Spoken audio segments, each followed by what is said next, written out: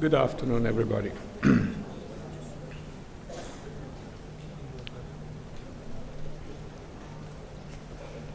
Okay, so thank you very much for being here and for a very engaging session in the morning with Alberto.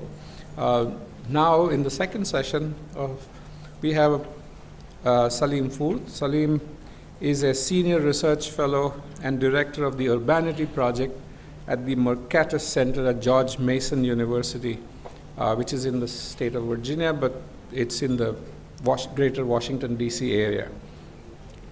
His research focuses on housing production and land use regulation. And he also advises local governments, and he works with and before state and federal legislatures in the US. So I'm going to ask him to tell us what he's going to talk about, because he knows best, and I'm not going to describe what he's going to say.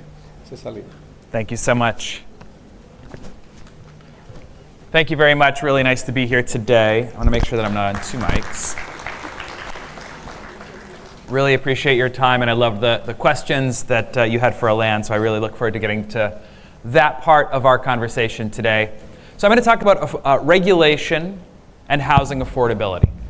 Right? So there's a question, this is one of the central questions in the United States right now facing urban economists like me and urban planners and managers and others who work in cities, to the point, where we're having a presidential election. Kamala Harris just released a 60-second ad talking only about housing affordability. This is the first time, as far as we know, in the history of the United States that a presidential candidate has run an ad about and only about housing affordability. That's the level at which this has become a problem nationwide in the US. I'm going to try to introduce this, and my experience comes from the United States. Unlike Alain, I don't work worldwide. I work nationwide in one country. And so you can sort of listen and take what you think applies directly to India and the cities that you know, and maybe say, oh, well, we have different problems. The economics, I think, is universal. The situations and the balance of supply and demand can differ city to city. So before we talk about regulation, let's just talk about affordability. So we've got lots of students here. Don't raise your hand, just shout out. What are some things that will make a housing unit more expensive? What are some things that would make it more expensive to buy a housing unit? Location, amenities, land value, and transit access. Yep. Size is another one. How many square feet? Right. What else? Age. Yeah. Older is usually cheaper. Newer is more expensive. Neighborhood.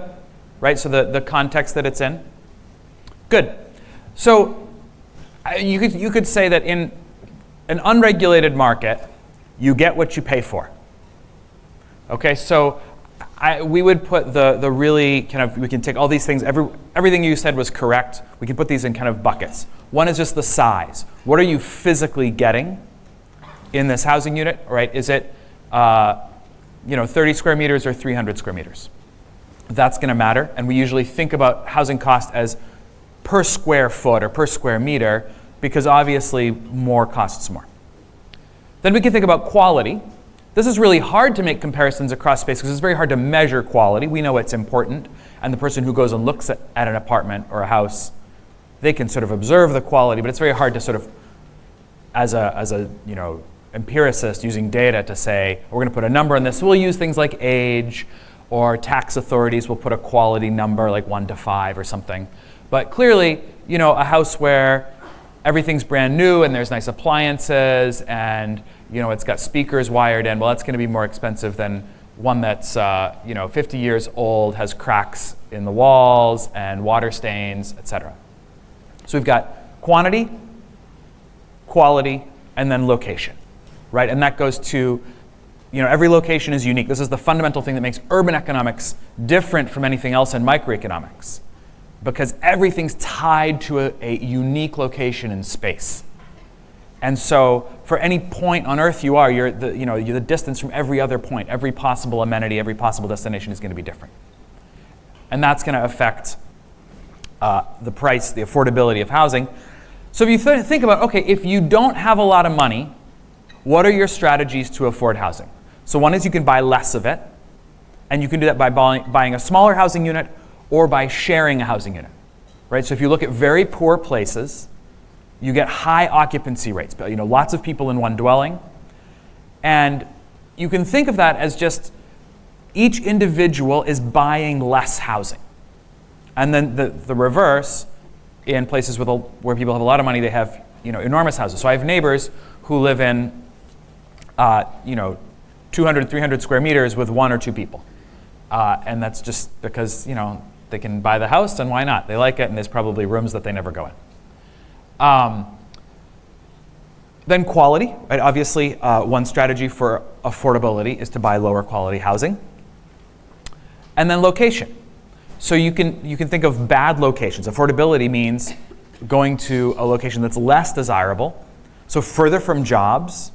So often you'll see, in the US this is a little bit strange because you get this, the newer housing is the furthest from the center. And so it's more expensive because it's new and often very big, but it's less expensive because it's so far away. And so there's a little bit of a confusion where people see this housing, they say, oh, well, it must be the case that suburbs are more affordable because you can have this really nice house out there and it doesn't cost very much. Well, the reason it doesn't cost very much is that you're commuting for 45 minutes an hour to get to your job, and people are actually very willing to pay for job access. In the United States, that's really underrated by urban planners. They don't understand how important job access is.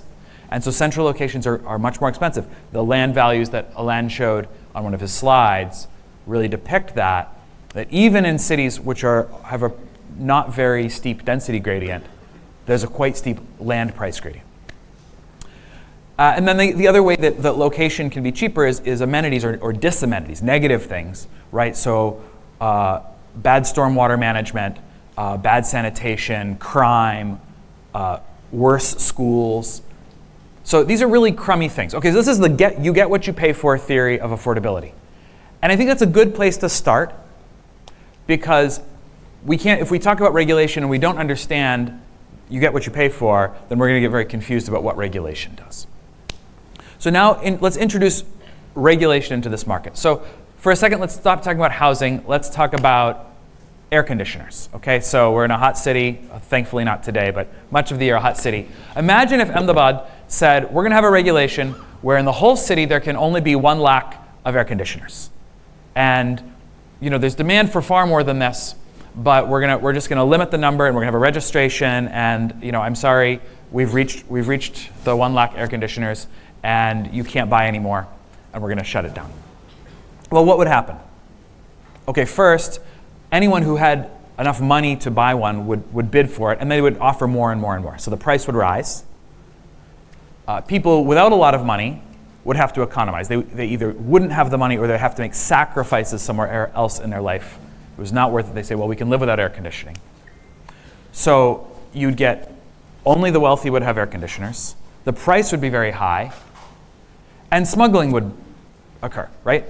So you'd have people secretly bringing in air conditioners. This actually happened not with air conditioners because they don't need them, but with butter in Norway. So Norway has a limit on butter imports because they want to support their dairy farmers in this it's a low agricultural productivity. And this goes on the calendar year, but at the end of the calendar year is Christmas. And in Norwegian culture, you are supposed to make butter cookies. You're supposed to make enormous quantities of butter cookies. And so people didn't realize, okay, the quota for how much butter can be imported into Norway had been reached by late November. And all of a sudden, the country reached its peak butter consumption month. And prices of butter went, 10x. And people were arrested for filling their cars with butter in Sweden and driving across the border. And this is what we do with housing. Okay, it's more important than butter cookies. Apologies to any Norwegians in the house. This is what we do with housing. In the United States, we have all these limits on how many housing units can be produced. And we do this in a variety of different ways. And I'll talk about those in a minute. But let's just think through the logic. It's the same as air conditioners, the same as butter. If we limit the number of houses that can be produced, what's going to happen? Well, okay, first, the people who have the means will bid up the prices, especially the most desirable ones. The prices will be higher, so you'll get the wealthiest people will have the houses. The prices of the housing will be higher, and people will illegally provide housing where they can. Right? So whether that's building shanty towns in the US, that doesn't happen too much, but we get a lot of illegal subdivisions. So for instance, you'll build a second kitchen downstairs in your house and rent it out and not tell the authorities because they would make you tear your kitchen out. Or you'll convert your garage into a dwelling and rent it out.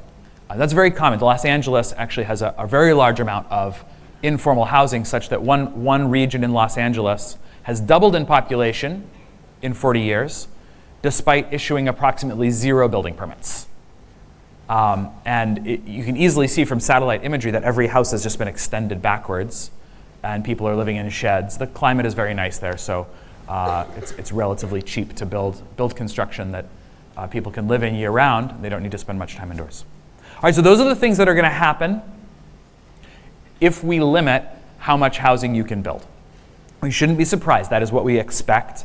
And then where do the poor people go, right? So they go into this illegal housing. They crowd. Crowding is probably the easiest kind of way to accommodate, like, how do I continue to live my life when I can't afford housing? I'll share it. So you'll split it up, split it up further. And so near where I live, my wife met some refugees from Venezuela, where there's a government in Venezuela that is making life very hard there, so some people come to all over the Western world. And I think there were 16 people living in one apartment. That's illegal. They're breaking the law by doing that, but they have nowhere else to go. And the alternative, then, of course, we also get people sleeping on the street in American cities in increasing numbers, even though we have a very good job market. Right? So there's more jobs available, lower unemployment than ever in my lifetime, and yet we have more people sleeping on the street. So that's a function of it's harder and harder to find housing, even that you can split up. So let's talk about which kinds of regulations cities use. Let me just look at my notes to make sure that I haven't totally forgotten everything. All right, so some of the regulations that are really common in American cities, the most common is probably minimum plot size. All right, so how much land do you need to have the right to build one house? And in American cities and suburbs, this varies from, at the lowest end, about 500 square meters to 8,000 square meters. So if you're in a nice suburb of Boston or New York, you might be required to have 8,000 square meters of land to build one house. That's the most common regulation that exists almost everywhere. We also have limits on how many housing units you can build on a plot. So for most residential plots, you can only build one housing unit on that, say 1,000, 2,000 square meters of land. You can only have one house, and that means for one family, one kitchen. That's actually the regulation is about stoves. So you can only have one stove, with the assumption that if you had 2 stoves, then 2 families would live there. And height limits. So if you're in a city where you are allowing multifamily housing, there'll be a limit on how many stories tall it can be, maybe only 4 stories or only 8 or 10 stories. And depending on where you are, 10 stories may be a lot, right? So if you're in a suburb, 10 stories is a lot, and probably the market doesn't even want to build there. If you're in Manhattan, 10 stories is really low, and it's probably a constraint. We also have FSI, floor space index. So that's, I know in Indian cities, that's a primary tool of regulation. So for those who may be new students here, FSI is basically if you have, say, 1,000 square meters of land, and the FSI is 2.2, then you can build 2,200 square meters of floor space. So you might do that by having a building that's, covers 60% of the lot and goes to 4 stories. Did I do that math right? Maybe not quite. And so the idea is you can trade off width for height under FSI. The other regulation that we have that's very common is parking minimums. So there are places where you say you can build multifamily housing here, but you have to provide 2 parking spaces for every apartment. And so the parking spaces, either that covers a lot of land, which means you have to purchase a very large amount of land to have surface parking, or you have to build structured parking, which costs $30,000 to $50,000 per parking space. And that, of course, gets added to the cost of the dwelling. So all these limits, these aren't exactly the same. I gave a kind of the silly example of the air conditioners and the butter, where you just, there's a fixed amount that you can have. These regulations aren't the same because you can find different avenues to build. But when they say, well, it's going to be very expensive via structured parking, or you can build, but you have to be so far from the city because we have these 8,000 square meter lot sizes, so those fill up quickly, and then now you're 2 hours, 3 hours from New York. There's not much demand to live out there. And so functionally, you end up with something that acts like a cap on the number of new housing units that can be built. So I'm part of something that we call the YIMBY movement. We have a phrase that people always say whenever you propose something, somebody says, "Oh, that's a great idea, but not in my backyard," right? So, our city needs a new place to park all the vehicles that fix the roads. Everyone agrees this is important. We need a public works yard. We need to have vehicles that fix the roads. They need to be parked somewhere. Everybody agrees. But who wants to live next to it, right? I don't want to live next to a place where a lot of trucks are coming and going. It's loud. It's a big piece of asphalt. It gets hot. So yes, we should have the parking lot, but not in my backyard. And so this attitude, of course, if everyone says not in my backyard, well, then the result is banana. Build absolutely nothing anywhere near anyone. And so we've had banana politics spreading across the US. And I guess I can give you a very short history. I checked, I'm way ahead of time on my schedule, so we're good. Here's a short history of housing politics in the United States. The 19th century gave us cities that were squalid, corrupt, and filthy. And so reformers, like Jacob Riis and Ebenezer Howard, created suburbs and slum clearance. Well, suburbs were soulless, and slum clearance was racist, and both of them were pretty soulless in the minds of some. And so that created a new generation of reformers, like Jane Jacobs and the Davidoffs, who gave us NIMBYism, the ability for local people to say, no, I don't want that. I don't want a highway through my neighborhood. I don't want an apartment building in my neighborhood. And so you gave this veto to everyone who lives in the neighborhood through various different mechanisms.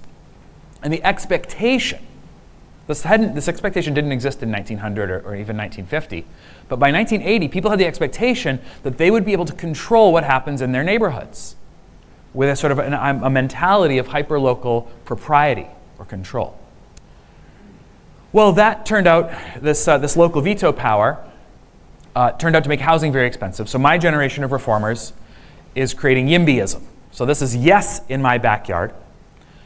So the YIMBY movement is kind of a range of advocates, young professionals, scholars like me, some politicians now, and we're trying to reverse this local veto. And I'm sure, just like all the other generations of reformers, we will create problems that our grandchildren have to solve. This seems like a 2-generation cycle. But I would also say that each generation of reformers has left things a little bit better. So things are not as bad. I'm not saying they're worse than they were in the 19th century. But we do have to deal with this problem. So we're trying to lower plot sizes, increase FSI, get rid of parking minimums completely, and change the mentality and the process. In Alain's conversation, there's a little bit about process, how many steps you have to go through. Even if you eventually get to yes, did it take you 5 years to get that yes? Well, that's going to be a very expensive project because you paid people for 5 years. So we're trying to address all these things through state legislation, through changing hearts and minds, through changing local ordinances, and that's where I come from. All right, so one question that I think is a reasonable counter-argument to all this is like, hey, Salim, you've said that you've only given us examples of regulations that make housing more expensive. And does that mean we should just have no regulation at all? That sounds like a bad world, and then we're going back to those bad 19th century cities. And I would say it's not that there are good regulations that make housing more affordable, it's that there are values other than affordability. Affordability is a good thing, but it is not the only thing. And so when we say we should have a regulation, say, requiring earthquake safety for buildings in California, that's not because they help affordability. Earthquake regulations make buildings more expensive. You're using more building materials to make a safe building than an unsafe building. So even though it's less affordable, it's worth it because we have this value of safety in an earthquake. And we're making the judgment from a societal level, both that it's really hard for a buyer to verify the quality of construction, so there's a cost to verification. And also, maybe there's people who would say, all my life, I'm so poor, I'll buy an unsafe dwelling. And as a society, we make the judgment that we're not going to let you do that. So we're taking some freedom, the freedom to live somewhere unsafe for the sake of affordability. We're not going to let you make that trade-off. I think that's okay, but you need to be mindful when you're taking those choices away from people. How deep into their poverty are you pushing? And you can say like, hey, everyone should have like a list of a lot of really good things in their life, and I can agree that those are needs or goals. But if all you're doing is removing the choice to make some trade-offs within those needs, you're not actually making people better off. I think there's other good examples. I mean, earthquake safety is an easy one. There's other good examples that are maybe more real world. So you could talk about traffic circulation. So you might have regulations on how a property interfaces with the public domain, right? So can you just build a driveway anywhere you want? Or do we say, well, the driveway has to be so many feet from an intersection, or you have to have a driveway on a side street, not a main street, so that we maintain traffic circulation and safety for vehicles coming and going. You can have regulations like stormwater runoff, as we've seen the last few days. Those can be important. And again, you're trading off affordability. You're saying affordability is not our only value. We also want to reduce flooding, or we also want to maintain environmental integrity of a wetland, or historical preservation of some really important buildings. We're going to say these buildings can't be redeveloped, even though it would make housing more affordable to do so. So I don't think it's the case that we have to get the right regulations for affordability. I think we need to balance affordability against other priorities through the regulatory and other mechanisms. That's my talk. I know I'm ahead of time, and I'm really looking forward to your questions, and we can have a great conversation for the next half hour. And I'll let you manage the questions.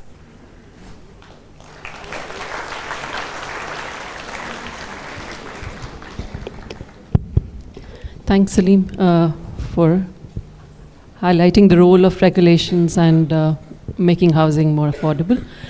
We can take a few questions. I think we can take quite a few questions now.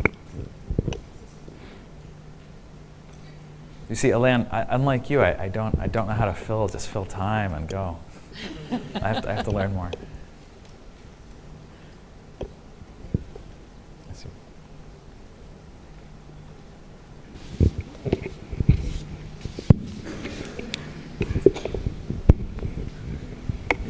Hi, I don't know about this, but I think there's certain regulation regarding housing insurance which is mandatory to buy house in certain states, right? So my question relating to that is, if it is increasing, you mentioned about the trade-off, this is also a trade-off.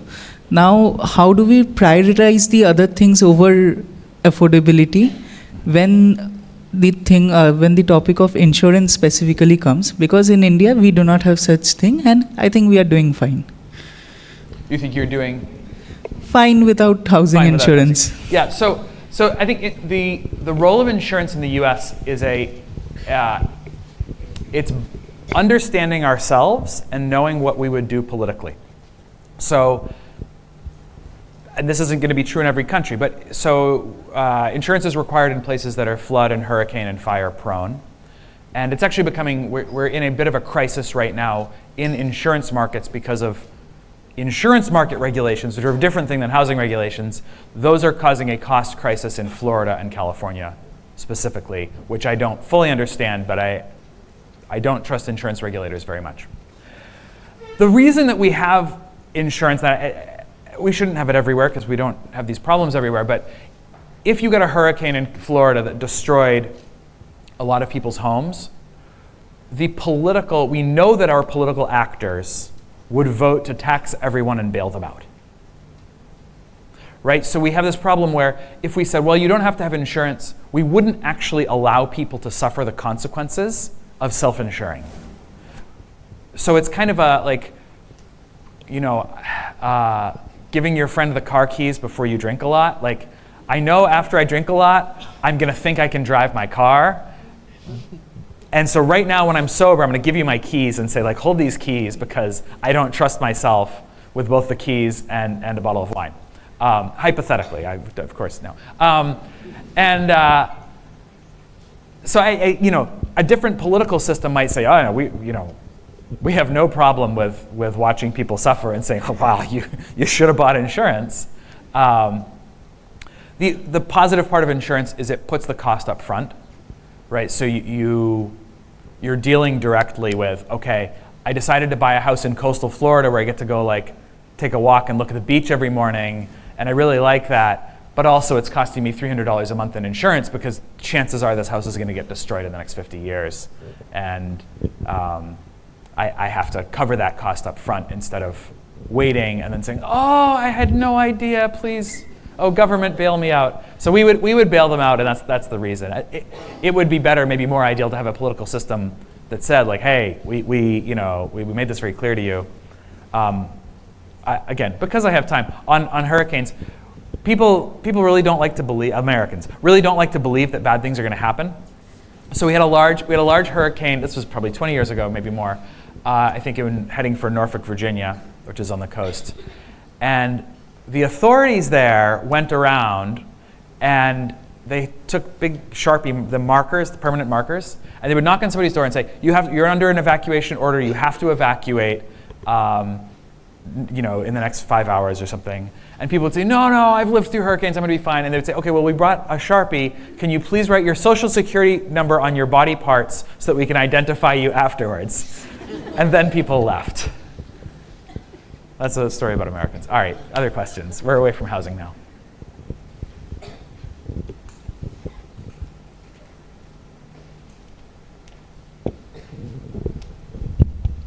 Hello, sir. So, as you told about many externalities which is caused during different crises or different points, but I would like to know your perspective in terms of financial system which affect the affordability, like the different financial mechanism which banking services are now providing, and there are larger historical impacts which has mortgage system and stuff impacting the affordability. Yes, okay, so, that's a sophisticated question.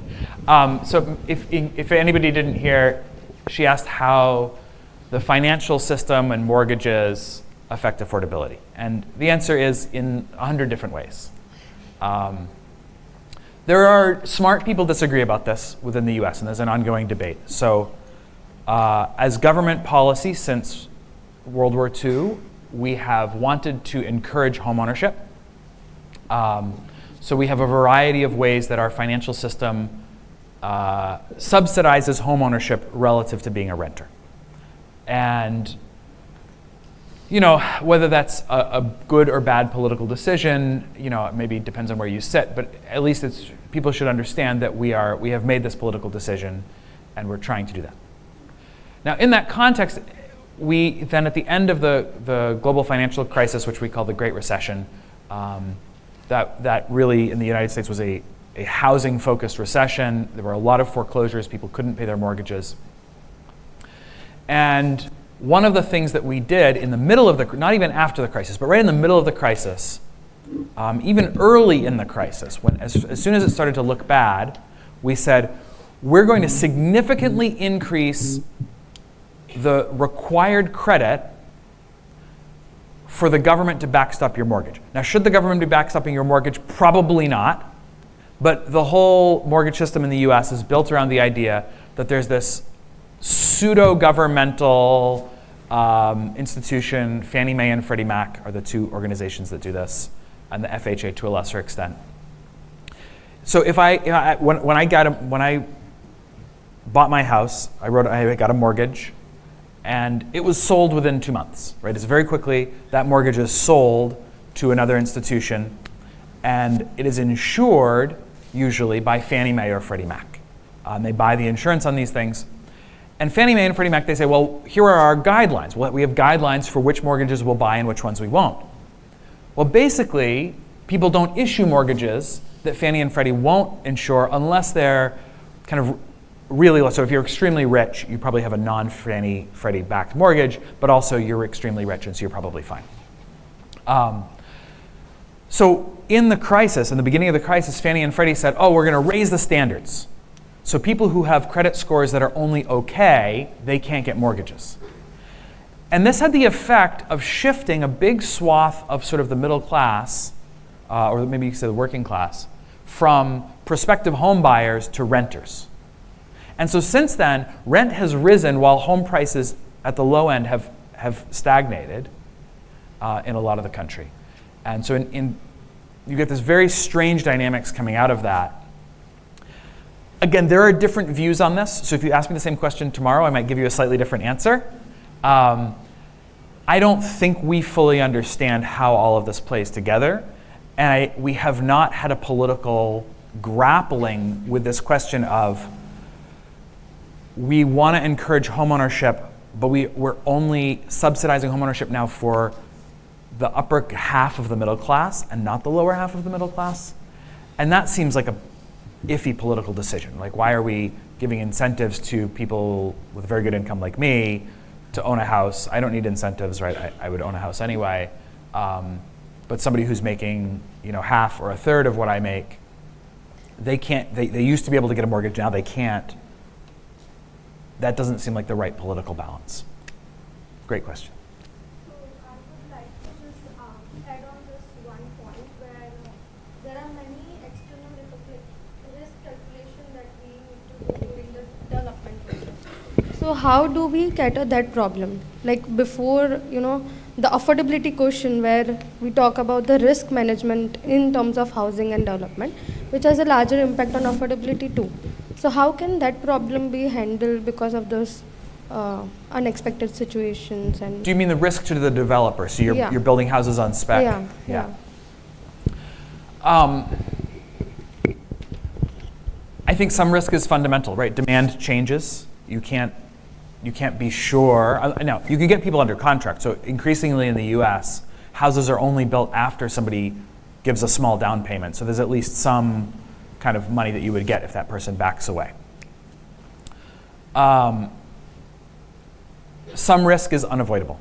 Markets change, and we shouldn't demand that they not change. The main thing that governments can do is ensure that the speed of development, the permitting process, is fast. Because if you think about risk and change, it happens over time. So if you're going to start a house today, and then someone's going to move into it in 6 months, well, things could change in 6 months. But what if there's another 6 months of getting a permit, and another 6 months of waiting for inspections, and another 6 months, of I don't know, some other permit? Well, then all of a sudden you've got 4 or 5 times as much risk, depending on how many times I step to the right. And so if you're adding all this risk and saying like, okay, how much can economic conditions change in 6 months versus how much can they change in 2 years? Well, in 2 years they could change a lot. And so then it's just a lot more risk because of the amount of time between when you're putting the money into the project and when you're getting paid. So from a government point of view, I think the main thing that governments can do is say, oh yeah, let's respond really quickly. And we saw this so the sort of post-pandemic economic adjustment in the US raised rents and prices a lot. It was a huge increase in housing demand, partly because our government was just sending people checks. So we all got checks in the mail, like we just got money from the government. for being Americans and having to suffer through the pandemic. And we went and spent the money, right? So we all spent more on houses, more on everything else. Interest rates were also very low, so we could buy a lot of house. Everybody refinanced. In almost every city, that resulted in a big increase in rents and prices. In some cities, they're still just as high. But in some cities, the response to that was, oh, we know we can build apartments and we can get these apartments and new houses on the market in 6 or 12 months. And so those built a lot more, and now prices are coming down. Austin, Texas is kind of the example A of this, where they had a huge increase in construction. First a huge increase in prices. Then the developers said, oh, I'm going to get rich, and built a ton of apartments, and now prices have come back down. Not all the way down, so the developers are still making money. Prices are still higher than they were at the beginning. But unlike a lot of other cities, they're not just plateauing at the new higher level. And so the speed, being able to say, I'm going to get this apartment on the market while rents are still high. I think there's value there. And in other markets, developers are like, well, I don't know how long this is going to last, and it takes 5 years to get anything completed here, so I'm going to wait. Yes? I just had a quick question about Jane Jacob and NIMBYism. Yeah. And can you sort of elaborate a little more on that? Because I'm not sure to what extent she really talked about local veto power stopping the development, and how does it work in the US, this argument? Yeah, so Jane Jacobs is the patron saint of urban planners in the United States. Every urban planner has a copy of the Death and Life of Great American Cities on their shelf. And I sort of like to think of the interaction between Jane Jacobs and planning as, Jacobs just eviscerated the planning profession in the US. So when she wrote, planning was in its high modernist Le Corbusier phase, with the idea that, the sort of the planner is God and knows better. It's not just like we know how to meet people's needs, but we know better what you need than you know, right? You think you want, a house with this layout, but we know that's wrong. You want a house with this layout, and we're going to give you what you deserve. And so, like the high modernist mindset, it's so removed from even my generation, let alone yours. I think it's hard to understand, but it's worth sort of reading the history and like seeing, the kinds of texts that captivated Alain as a young student, and that everyone bought into for two entire professional generations, from 1920 to 1960, 64 in the U.S. High modernism was gospel. It was like the thing that people believed. Jane Jacobs came along and wrote this book in 1962, and it was like a magic spell, or like a chime that broke this magic spell. And all of a sudden, everybody woke up and said, wow, obviously, we were idiots to think that we should just destroy cities and put something else in their place that some planner thought was better. So planners sort of took this to heart. But planning fundamentally is about the idea that, like, I'm planning for you. And so you get planners who have read Jane Jacobs, who love and adore Jane Jacobs, have their copy of Jane Jacobs on their shelf, and they're trying to build, from a top-down mentality, a place that Jane Jacobs would like. So we have, in the US, we have all these regulations that say, you have to have, we're going to have a nice district, it's going to be very urban, 5-story buildings, maybe 10-story, maybe 3-story, and you have to have commercial on the first floor.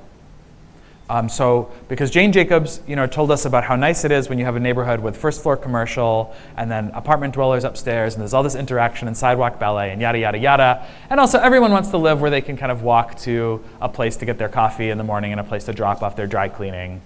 And it's very nice. I mean, I would love a place like that. But demand for commercial space relative to residential space is very low.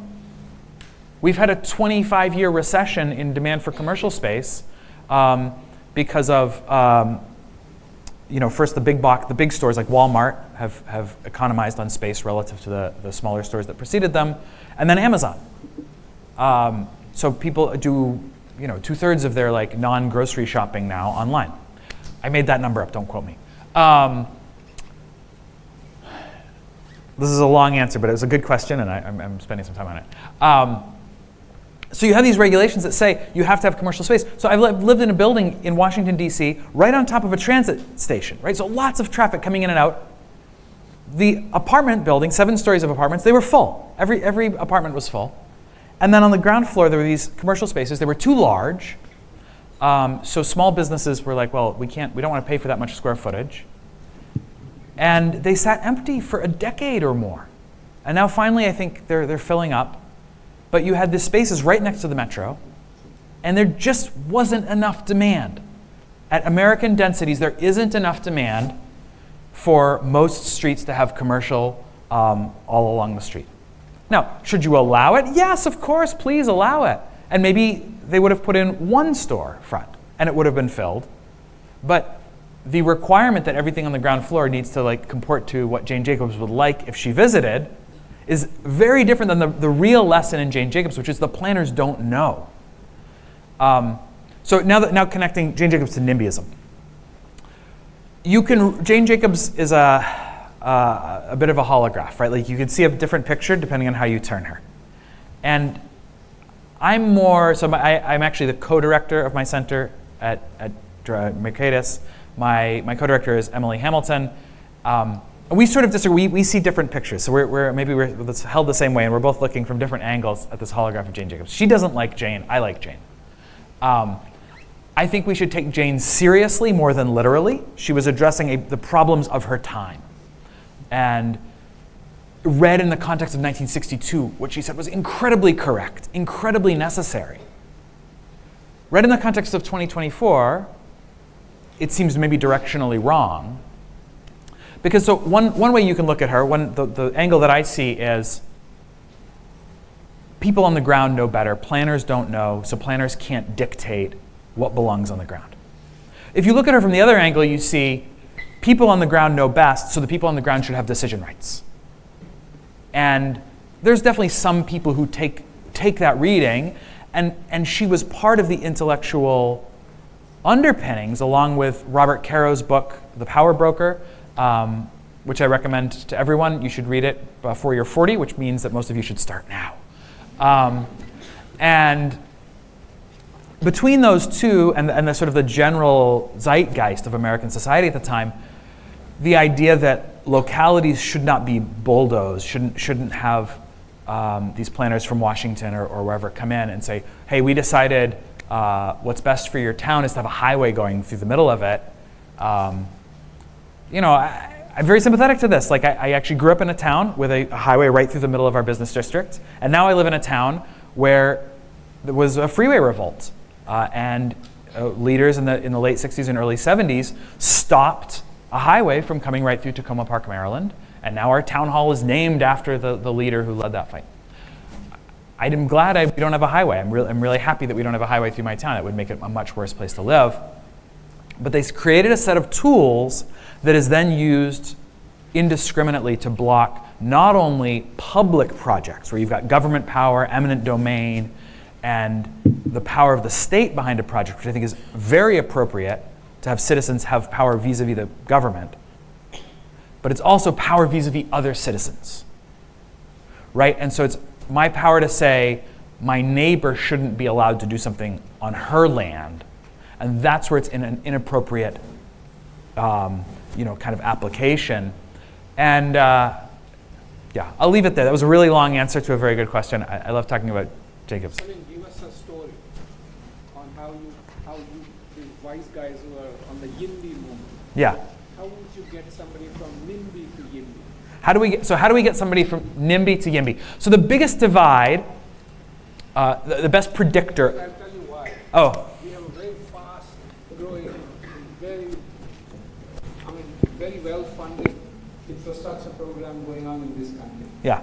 And it's very controversial very often. Mm-hmm. And so there is a large group of NIMBYs, Mm-hmm. and nobody knows what to do with this. Yeah. So how did you guys handle it? So part of the answer is it's different. We're not doing YIMBY with respect to large infrastructure projects, because no one builds infrastructure in America anymore. We got what Alain's generation built, and then we're just going to live with it for the rest of eternity. It's his children's fault. They're the ones who said no more. His generation built things. The generation between he and I said no more, and my generation is stuck with it. So how do we get people from NIMBY to GIMBY? The best predictor, if I meet somebody on the street and I'm sort of like, okay, where are your sympathies? Are you more likely to be sympathetic to NIMBY or to YIMBY? It's their age. If they're over 50, they're probably a NIMBY. They own their house. Sorry.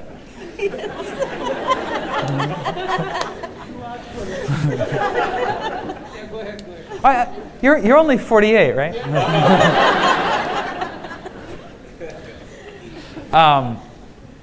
If they're over 50, they own their house, almost certainly. They're more concerned with property taxes than with home prices because they've benefited from the increase.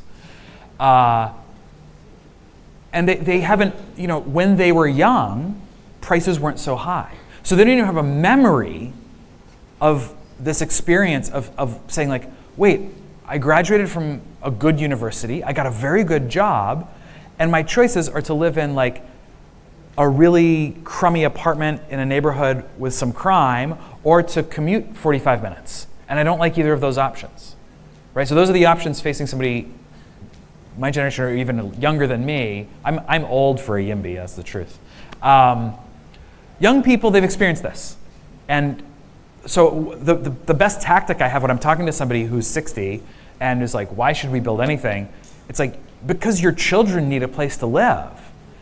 This doesn't work. So this isn't going to be broadcast around the world, right? My mother is a total NIMBY and has become one more and more so as she's aged. And there's a dissonance. She's living in a small apartment right now because my brother lives in her house because he has 2 kids and they can't find a place to live. He has a good job, 2 children. And so my parents have given like the larger house to them, and my parents are living in a small condo they own. My mom really wants to get back into her own house, but she doesn't connect it to the availability of other properties. And so when somebody builds new houses across the street, she complains and says, they throw garbage on the street, which is probably not true. But like, she hates the new construction, even though that's the only hope, the only chance of ever getting her own house back. So maybe the answer is I can't convince my mother, I can't convince anybody, it's hopeless. We just, we have to hope there's more of us than there are of them.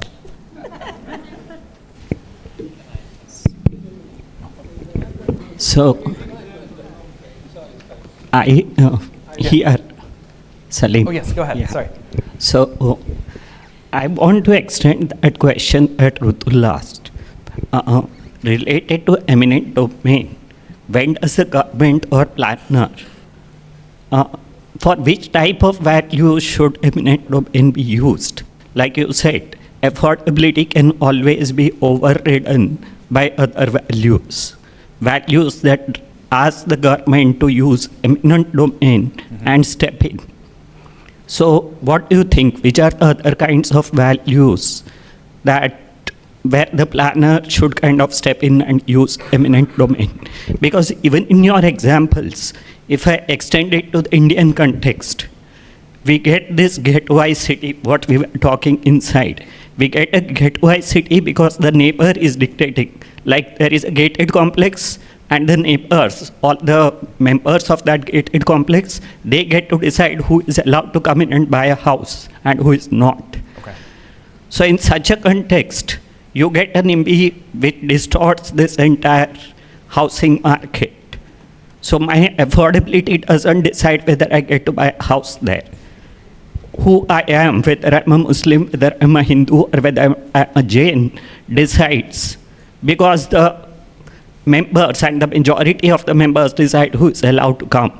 So in the procedure, though the rules don't say that, the law doesn't say it, the bylaws, the society is allowed to form its own rules. And that is recognized by the courts.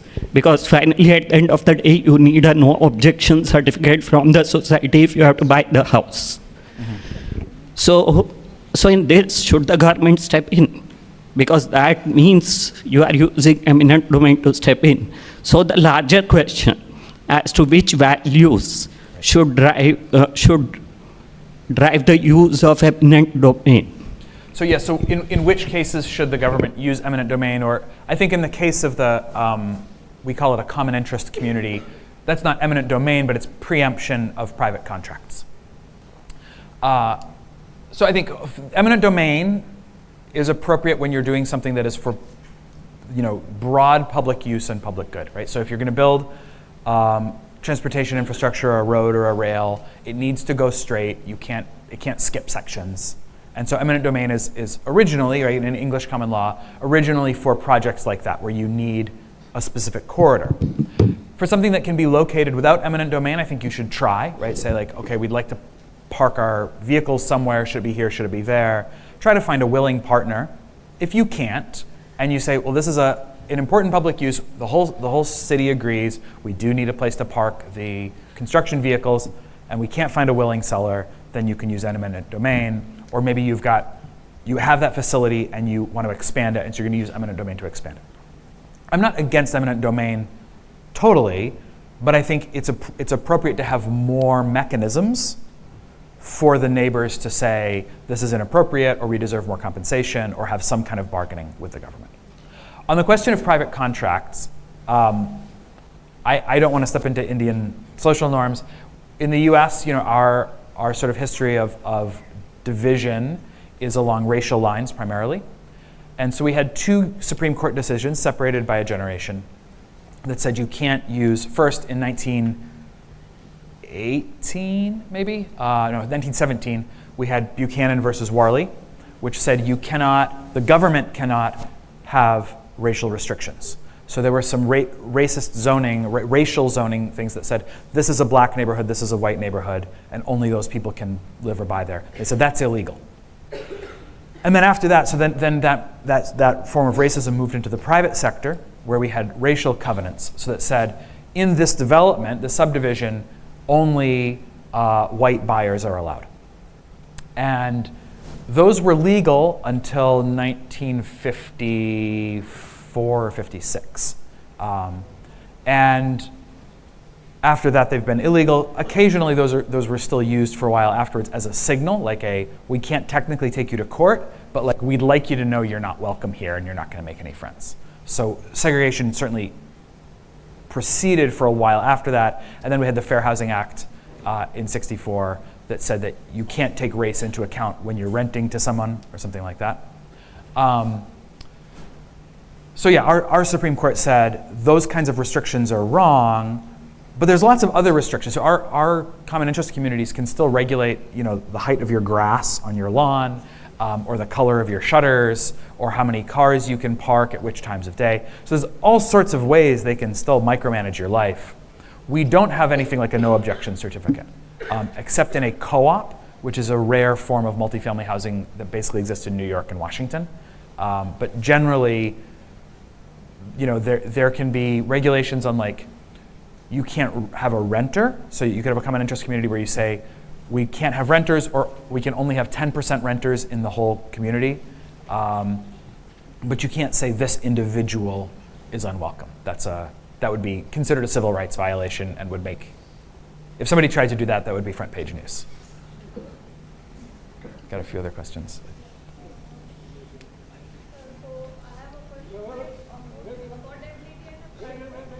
Harry, your mic's not on. Wait, the young lady in blue is got a mic and is trying to ask, but her mic isn't on. There you go. So, sir, affordability and pricing of a house is a market-driven phenomenon. That's right.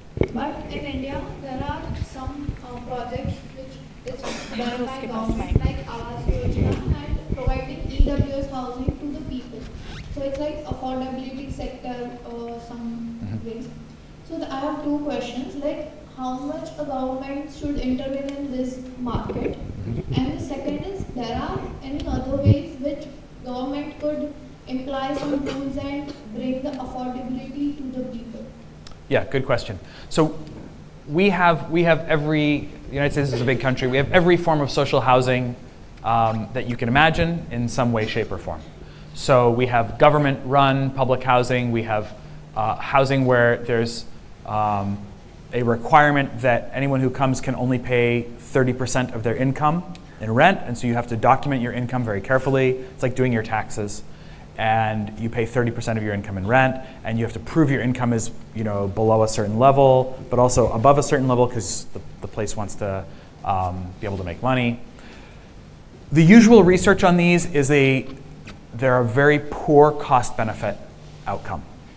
So there's a recent paper showing that when we have these very complicated tax credits for building housing that's like this, that has this affordability, and in general that crowds out market housing, and about a third of the subsidy from the government is lost in the bureaucracy and paying the lawyers to make the deal work because they're very complicated deals.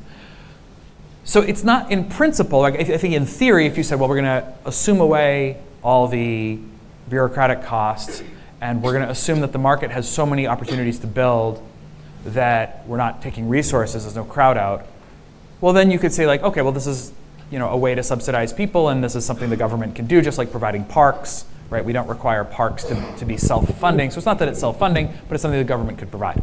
The problem is that the mechanisms tend to be very inefficient, so you're getting a really low return.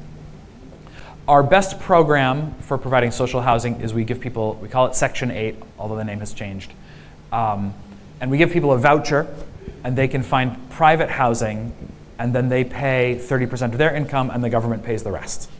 So that amount of the subsidy varies depending on the housing they choose. There's some limits and there's problems with that program. It's not perfect, but that's by far our most efficient program.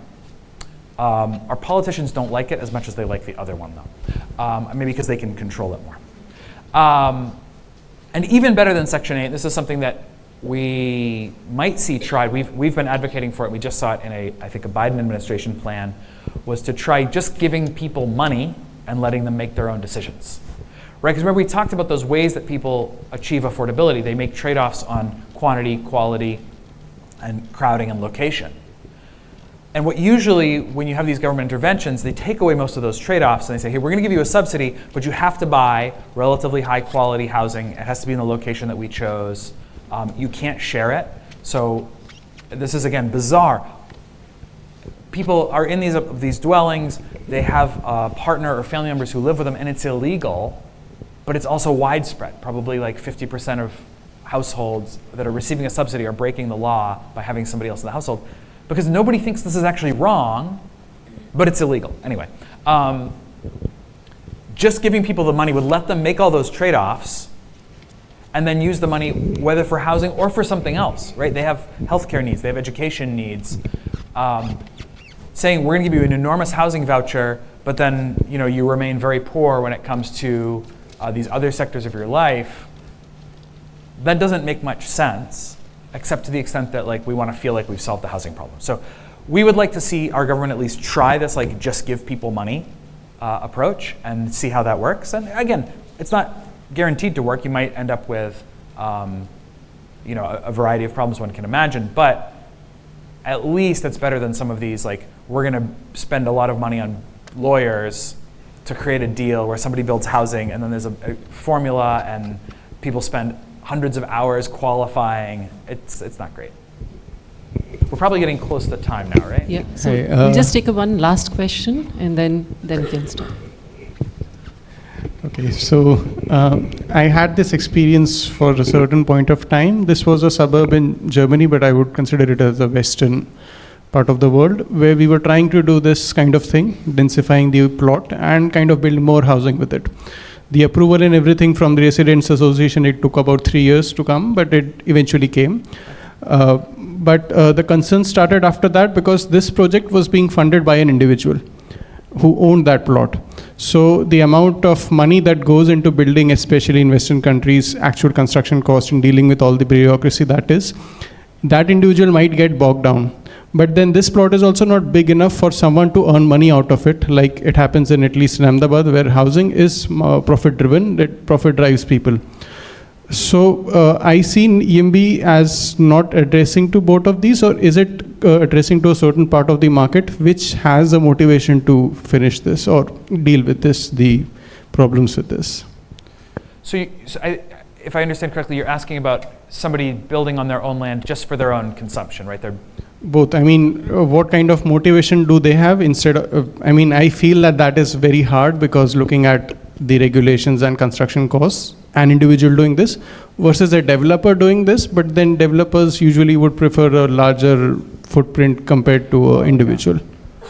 Yeah, so in the US we have a history of small developers. I don't know if that's the same here. But we have a history where you get many small developers that do these really small projects one by one. That's mostly in the past. There are some developers who do one or two at a time, but they're not very big. And the costs per square foot are higher because they don't have economies of scale. So they work in relatively more expensive infill areas. So on my street, in a desirable area, I think maybe 1/4 of the houses have been torn down and rebuilt by these kind of small developers. But also, they're charging, the houses now cost $1.5 million. I guess that's like 12 crores. So there's money to be made even if you're not the most efficient. I think the YIMBY movement, the people who are within it, they like cities, they like vintage areas and things that are interesting and old. And so they're kind of biased towards the small builders. Also, the small builders are the ones who I think fare the worst under the heavy regulatory system. The big builders have enough lawyers they can kind of manage. But ultimately, if we care about affordability in the long run, we do need large-scale solutions, big towers and big subdivisions. And so I think we have to kind of hold on to both of those that say, even if I would be a YIMBY even if affordability wasn't a problem. I would still want people to be able to decide what to do with their land, want people to be able to recycle land, do interesting things. And so from that perspective, we care about having these small builders who can still be able to make ends meet, maybe they're not making a lot of money, transforming and slowly changing cities so that you don't get just the slow, disrepair of time where things just go downhill because nobody's reinvesting in a neighborhood because it's just too hard. And so you'll see cities like Detroit where they desperately need investment, but it's actually still very difficult to do investment because they've forgotten, they've lost those muscles. And so they've forgotten how to approve something, and it can be very difficult to get a new business built in a place like that, even though they're desperate for business. And so we would still want an attitude of yes towards private sector development, even if we didn't have an affordability problem. But given that we have an affordability problem, we're going to need some big guns, and even if they're not very interesting or not very attractive, we need a lot of new housing units in Los Angeles and in Boston, not just the ones and twos. But I'm not really sure if that answers your question. We can talk more afterwards. Thank you all for your attention. It's been wonderful. I'm so complimented by the size of the crowd here and your intelligent questions. Thank you, Bajra. Let's thank both of them. Thank you, Alan.